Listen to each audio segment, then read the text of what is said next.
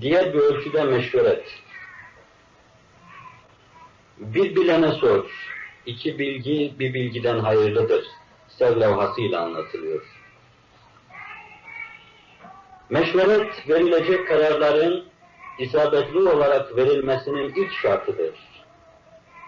İyiden iyiye düşünülmeden, başkalarının fikir ve tenkitlerine arz edilmeden bir mesele hakkında verilen kararlar çok defa husran ve hezimetle neticelenir.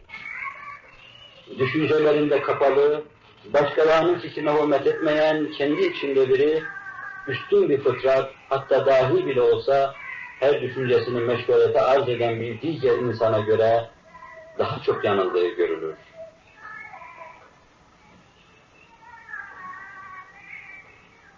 En akıllı insan, meşverete en çok saygılı ve başkalarının fikirlerinden en çok istifade eden insandır. Yapacağı işlerde kendi düşünceleriyle iktifa eden ve hatta onları başkalarına da kabul ettirmeye zorlayan ham ruhlar etraflarından hep nefret ve istiskal görürler.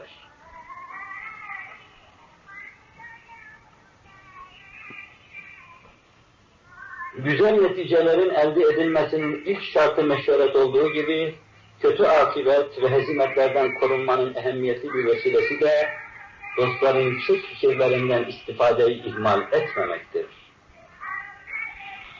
Bir işe başlamadan önce gerekli olan her danışma yapılıp tedbirde kusur edilmemelidir ki, sonra etrafı suçlama ve kaderi tenkit etme gibi musibeti ikileştiren yanlış yollara girilmesin.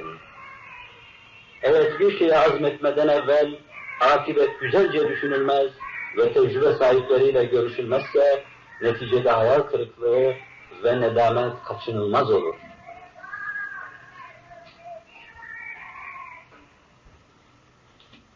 Onun arkası iyice düşünülmeden içine girilmiş nice işler vardır ki bir adım ileriye götürülmemiş olmadan başka o işe teşebbüs edenlerin itibarlarını da yitirmelerine sebep olmuştur.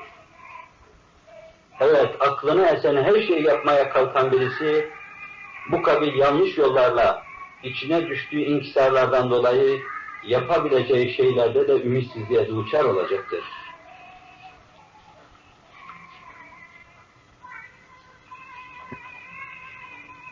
Bir insan kapamasından aciz olacağı kapıları katiyen açmamalıdır.